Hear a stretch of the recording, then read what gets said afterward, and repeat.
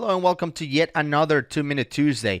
Today I'm going to be addressing a question that was posted into the CRMUG forum. So you can see right here, this user named Christina posted a question saying, I need to make a few opportunity fields required 24 hours after the opportunity has been created. What's the simplest approach to do that?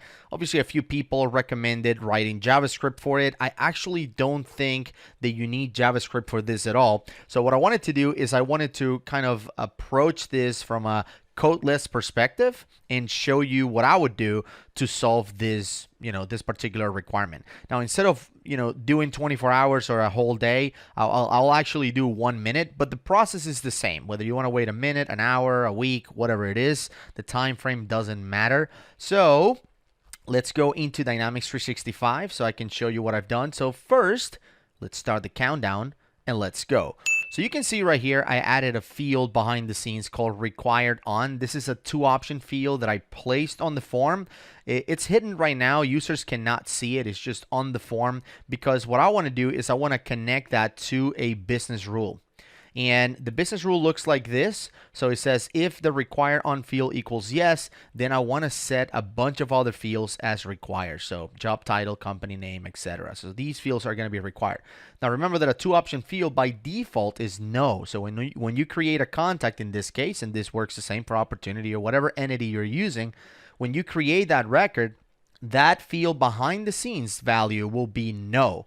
So what we want to do is we want to switch it to yes. So we will use a workflow, which you can also use a flow for this, but we will use a workflow in this case to switch this to yes after a minute.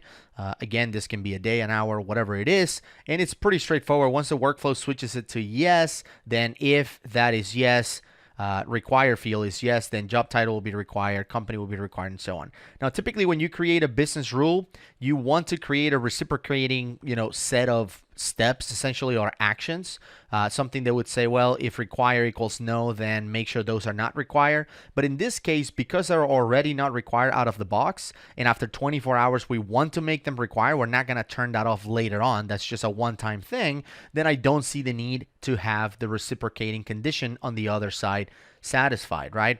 The other thing that you want to do is make sure the scope is set to the form and not to the entity. I really enjoy doing business rules at the entity level because they work like plugins, but the problem with that is if you do that, it will work in real time, which means the workflow will try to save this, condition as yes, but immediately all these fields will be made required and the workflow would fail. So you want to make sure this runs at the form level. So let's take a look at the workflow. The workflow is pretty simple. It's only 2 lines, as you can see. So again, I'm doing it on the contact entity. So this says when the contact is created, as you can see, I will check that the contact is active because I need to modify a record on or a field on it. So if it's not active, it's not going to work. And then I'm going to apply a timeout. So the timeout is 1 minute, but you can also time it out again, an hour, a day, whatever it is. And then after that, I will update the contact. Let me show you. So after a minute, I'm going to update that field that I've added. So you can see right here, require on equals yes.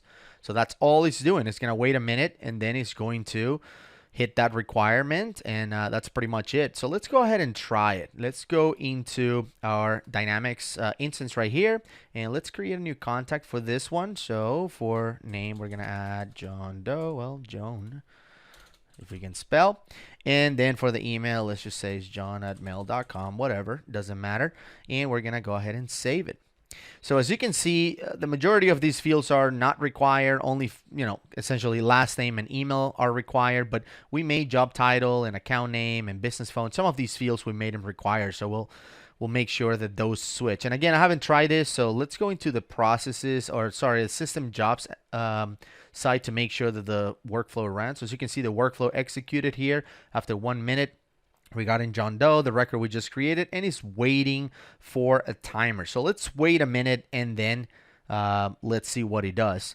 The other thing I wanted to mention is that yes, you can write JavaScript for this thing and it will do pretty much the same thing, but then you're always kind of at the mercy of some upgrade coming in and kind of destroying everything, because even when we follow best practices and supported code, it's hard to tell when Microsoft will introduce some functionality that will destroy something.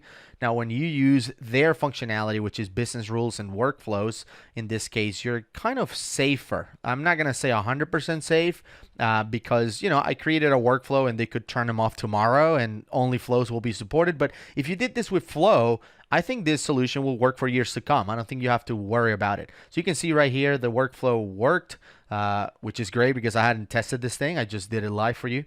And let's go into the contact and hit F5 here. Let's see, crossing fingers. Boom, there it is. So all those fields are now required as expected. If you try to, save something in here and like navigate away or whatever, boom, you can see the warnings right here saying this field is required. So it's not going to save it. So I hope you enjoy the tip this week and we'll see you next week.